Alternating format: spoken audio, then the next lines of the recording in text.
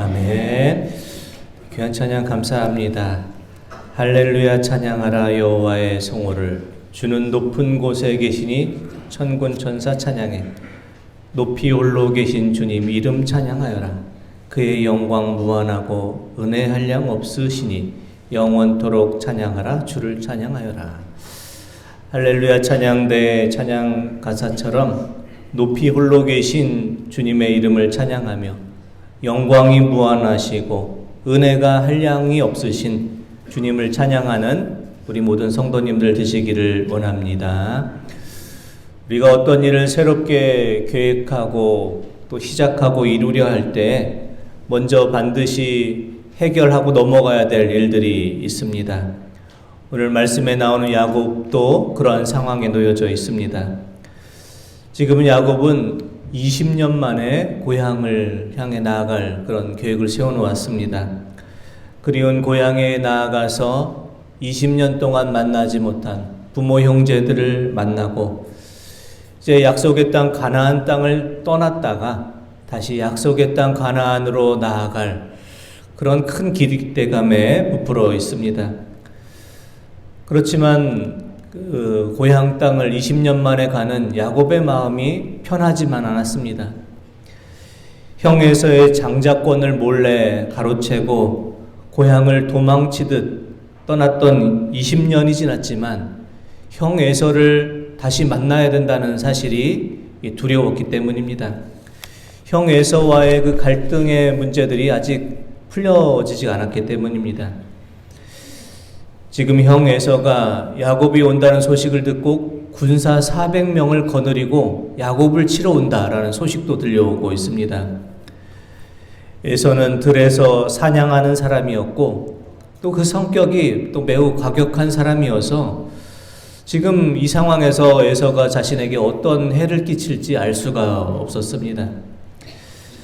자신이 직면한 이 문제를 해결하기 위해서 야곱이 생각해낸 방법은 자신의 물질을 통해서 해결해보자. 자신이 이제까지 모았던 부를 통해서, 물질을 통해서, 돈을 통해서 해결해보자 라는 해결 방법이었습니다. 그래서 야곱은 에서에게 많은 선물들을 보내면서 에서의 마음을 달래보려고 합니다. 창세기 32장 13절에 15절 말씀에는 야곱이 에서에게 보냈던 선물들의 목록이 자세히 나와 있는데 한번 말씀을 보겠습니다. 야곱이 거기서 밤을 지내고 그 소유 중에서 형 에서를 위하여 예물을 택하니 암염소가 200이요 순염소가 20이요 암양이 200이요 순양이 20이요 전나는 낙타 30과 그 새끼요 암소가 40이요 황소가 10이요 암나귀가 20이요 그 새끼 나귀가 10이라. 아멘. 유목민들에게 가축이 큰 재산인데요. 야곱은 형 에서를 위해서 많은 가축들을 선물로 보냅니다. 14절, 15절의 말씀에 나오는 이 가축들의 숫자를 헤아리면 그 숫자가 550마리가 되고 아마 값으로 따져볼 때도 상당한 금액이 되는 그런 가축들입니다. 하지만 형에게, 에서에게 이렇게 많은 선물들을 보냈지만 야곱의 마음은 편하지가 않았습니다.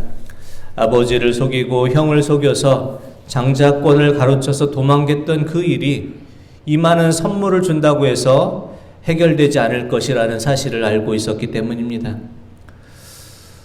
우리도 야곱처럼 어떤 인생의 문제가 생겨날 때 그 문제를 돈으로 먼저 해결해 보려는 그런 마음들이 우리에게 생길 때가 있습니다. 하지만 우리가 인생을 살아가면서 맞닥뜨리게 되는 그 많은 문제들이 돈으로만 해결될 수 없는 문제가 많이 있다라는 것을 우리는 잘 알고 있습니다. KBS 인간극장에 연세대 철학가 김영석 명예교수가 전에 출연했던 것을 본 적이 있습니다. 김영석 교수가 1920년생이니까요. 올해 105세가 됩니다. 김영석 교수가 말하기를 이제 100세가 넘으니 인생을 조금 알 것 같다 이런 말을 합니다. 자신의 인생을 돌아볼 때 60세가 넘으니까 철이 들기 시작했고 90세가 넘으니까 인생을 바라보는 지혜가 생겨나더라 이런 고백을 합니다. 그리고 이제는 돈보다는 다른 사람에게 유익이 되는 일을 많이 하고 싶다, 이런 고백을 합니다. 하지만 야곱의 인생은 다른 사람의 유익을 위해서 살기보다는 돈을 많이 모으기 위해서 살았던 그런 인생이었습니다. 더 많은 가축을 모으기 위해서 수단과 방법을 가리지 않았고 20년 동안 쉬지 않고 일을 하면서 많은 부를 이루었지만 자신이 모았던 그 물질로 형 에서와의 불화의 문제를 해결할 수 없었습니다. 야곱은 결정적인 순간 자신이 모은 이 돈이, 이 물질이 큰 도움이 되지는 못한다는 사실을 깨닫게 되었습니다. 야곱은 어떻게 형 에서와의 이 큰 문제를 해결하고 믿음의 새 출발을 하였을까요? 첫째, 야곱은 야복강에서 밤을 새워 기도하면서 자신이 직면한 문제를 기도로서 해결하고 있습니다. 창세기 32장 24절에서 26절 말씀 보겠습니다. 야곱은 홀로 남았더니 어떤 사람이 날이 새도록 야곱과 씨름하다가 자기가 야곱을 이기지 못함을 보고 그가 야곱의 허벅지 관절을 치매 야곱의 허벅지 관절이 그 사람과 씨름할 때에 어긋났더라. 그가 이르되 날이 새려하니 나로 가게 하라. 야곱이 이르되 당신이 내게 축복하지 아니하면 가게 하지 아니하겠나이다. 아멘. 야곱은 야복강에서 밤을 새워서 하나님의 천사와 씨름을 합니다. 실제로 하나님의 천사와 씨름을 한 것이 아니라 밤을 새워 씨름하듯 간절히 기도한 것을 말합니다. 얼마나 간절히 기도했든지 그의 환도뼈가 어긋날 정도로 야곱은 간절히 하나님께 기도를 했습니다. 미국의 신학자 윌터 브로크만은 이 장면, 야곱의 환도뼈가 어긋난 것은 하나님께서 야곱의 환도뼈를 치심으로 인해서 하나님의 은혜를 야곱의 몸에 새겨 놓으신 것이다, 이렇게 말합니다. 밤새 씨름을 해서 야곱이 이긴 것 같지만 사실은 하나님께서 져주신 것이고 그의 환도뼈를 치셔서, 환도뼈는 우리의 고관절처럼 아주 힘의 근원이 되는 것인데요, 힘의 근원을 치셔서 이제 야곱이 자신의 힘과 능력으로 살아가는 인생이 아니라 하나님의 능력과 하나님의 힘을 의지하는 인생으로 살아갈 수 있도록 하나님의 은혜를 그 몸에 새겨 놓으셨습니다. 야곱과 같이 우리에게도 참으로 어렵고 힘든 문제를 우리가 만나게 될 때 야복강에서 간절히 밤을 새워 기도했던 야곱과 같이 우리도 하나님 앞에 간절히 기도할 수 있기를 원합니다. 우리가 직면하는 인생의 많은 문제 중에서 기도로 해결되지 않을 문제는 없기 때문입니다. 우리가 해결해야 될, 감당해야 될 인생의 어떤 문제의 그 크기보다 하나님의 능력이 훨씬 더 크십니다. 하나님께서는 하나님의 능력을 의심하는 모세에게 이와 같은 말씀을 주십니다. 민수기 11장 23절 말씀 보겠습니다. 여호와께서 모세에게 이르시되 여호와의 손이 짧으냐 내가 이제 내 말이 내게 응하는 여부를 보리라. 아멘. 하나님께서 모세에게 여호와의 손이 짧으냐, 하나님의 손은 결코 짧지 않으시다 말씀합니다. 손으로 번역된 히브리어 단어 야드라는 뜻은 능력을 의미하는 단어입니다. 하나님의 손은 짧지 않으십니다. 하나님의 능력은 모든 일을 행하시기에 결코 모자람이 없으십니다. 우리에게 필요한 것은 간절한 마음으로 하나님 앞에 기도하는 것입니다. 밤을 새워 야복강에서 씨름하듯 기도하며 결코 하나님의 손을 놓지 않겠습니다, 이렇게 기도했던 야곱처럼 우리도 하나님의 능력의 손을 꼭 붙잡고 간절한 마음으로 기도하심으로 우리가 직면한 모든 인생의 문제들이 풀리고 해결함을 얻을 수 있는 우리 모든 성도님들 다 되시길 원합니다. 둘째, 야곱은 하나님의 기도로 만난 이후에 전혀 다른 인생으로 살아가게 되었습니다. 창세기 32장 27절에서 28절 말씀 보겠습니다.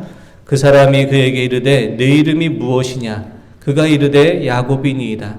그가 이르되 내 이름을 다시는 야곱이라 부를 것이 아니요 이스라엘이라 부를 것이니 이는 내가 하나님과 및 사람들과 겨루어 이기었음이니라. 아멘. 하나님께서 야곱에게 내 이름이 무엇이냐? 이렇게 물으십니다. 하나님께서 야곱의 이름을 몰라서 물으신 것이 아니라 야곱아 너는 이제까지 어떤 인생을 살아왔느냐 그 인생의 살아온 모습을 물어보신 것입니다. 야곱은 이렇게 대답을 합니다. 하나님 제 이름은 야곱입니다. 야곱은 어머니의 태 속에 있을 때부터 형 에서와 태어나기 전부터 다퉜다고 합니다. 야곱의 이름은 발뒤꿈치를 잡다, 속이다를 뜻하는 히브리어 단어 야케브에서 온 단어가 야곱이란 이름입니다. 야곱이 태어날 때 형 에서의 발뒤꿈치를 잡고서 어떻게든 자기가 더 빨리 태어나려고 이렇게 발뒤꿈치를 잡고 태어났다고 해서 그 이름이 야곱이 되었습니다. 이제까지 야곱은 다른 사람의 발뒤꿈치를 잡고서라도 이겨야겠다, 속이고서라도 이겨야겠다라는 수단과 방법을 가리지 않고 이기려고만 하는 그런 인생을 살아왔습니다. 하지만 야곱에게 하나님께서는 이렇게 말씀하십니다. 다시는 내 이름을 야곱이라 하지 않고 이스라엘이라 하라 이렇게 말씀합니다. 하나님께서는 야곱에게 이스라엘이란 이름을 새로 지어주셨습니다. 이스라엘이란 뜻은 하나님과 더불어 승리하였다라는 뜻입니다. 다른 사람의 발뒤꿈치를 잡고서라도 이기려는 그런 인생, 속이고서라도 이기려는 그런 인생을 살았던 야곱은 이제 이스라엘이라는 그런 새 이름을 갖게 되었습니다. 한평생 다른 사람과 더불어서 수단과 방법을 가리지 않고 이기려고만 했던 그런 야곱은 이제 하나님과 더불어 이기는 사람이 되었고 하나님의 이름을 앞세워 살아가는 사람으로 그 인생이 바뀌게 되었습니다. 야곱에서 이스라엘로 변화된 그 야곱의 인생처럼 우리도 하나님을 만난 이후에 우리의 인생의 목적과 삶의 태도가 바뀌기를 원합니다. 우리의 이름이 바뀌고 우리의 인생의 가치관이 바뀌어질 수 있기 원합니다.